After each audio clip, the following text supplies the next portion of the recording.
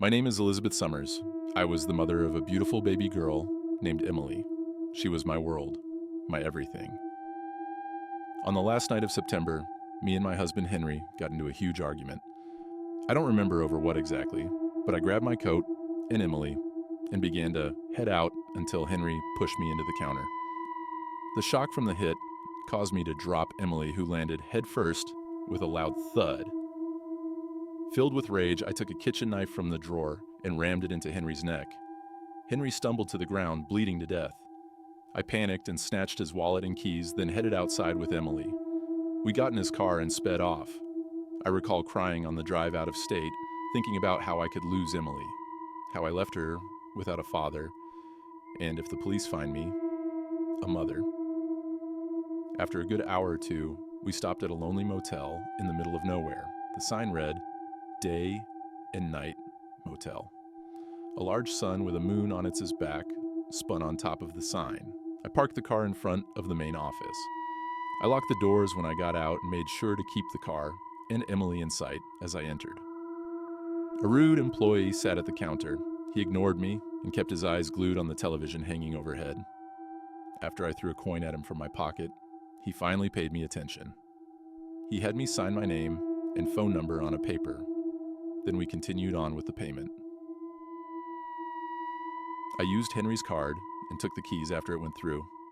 Taking Emily out of the car, I walked us over to our room, 204.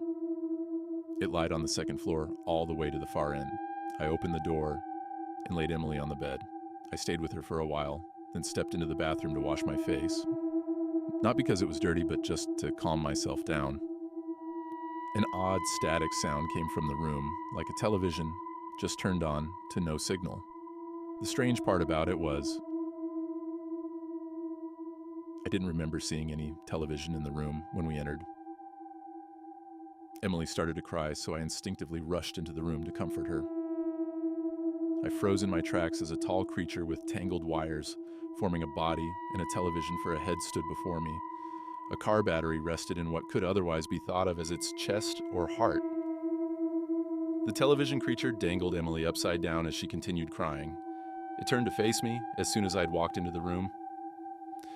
That's when I saw the scariest thing any mother could ever witness, something I wouldn't wish upon my worst enemies. Almost as if my presence enraged it, the creature swung Emily up into the air, then down into the ground with full force. Upon impact, Emily's head completely shattered, silencing her cries. Words cannot describe the sheer pain and agony that overtook me. My entire universe was just destroyed before my very eyes. I couldn't move, not until the creature then lunged at me and wires wrapped themselves around my neck. Crying and screaming, I tried kicking the creature off of me, but to no avail. It proceeded to shove my upper body into the television screen. I expected to feel the glass breaking and the pieces cutting away at my face, but no. Instead, I passed through like thick, muddy water, the static shock pulling at my hair. I held onto the sides of the television for dear life, trying to not get sucked in. My head inside, I glanced around. It was a house, an old, rotting house. A house you would see in a horror movie. I've seen this house before, many times. It is, I thought, the house from the horror movie Henry once took me to go see. I was inside the horror movie, or just barely, as I continued holding onto the television. The killer from the movie appeared in his classic attire. When he took notice, he charged at me, arms swinging. I screamed even louder until an arm reached out from behind me and grabbed my shoulder. It pulled me out, and I was relieved to see the employee from the office, but only for a moment, as the television instead grabbed and completely devoured him. For a few split seconds, I caught the employee in the horror movie as the killer slashed away at his chest and stomach. The creature proceeded to go after me once more. I jumped back up and ran inside the bathroom, locking the door. It was useless as the creature easily burst the door open. I threw myself into the bathtub and grabbed the shower head. Quickly turning the water on, I directed it towards the creature's battery heart. I kept my back onto the wall as the creature began to scream. The scream or screams sounded human and came from the television. "Let us out," I thought I heard them say. The creature collapsed as the water fried its battery.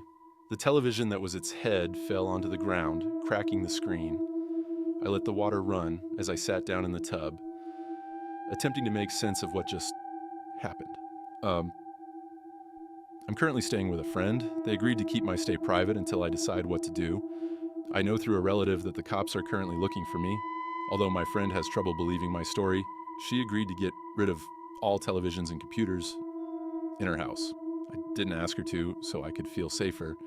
They just trigger that god-awful memory of seeing my poor Emily meet such a cruel end. But I still think about those last few screams I heard, wondering if they came from other horror movies playing in the background, or people like that motel employee who are stuck in whatever strange reality exists in that creature's head.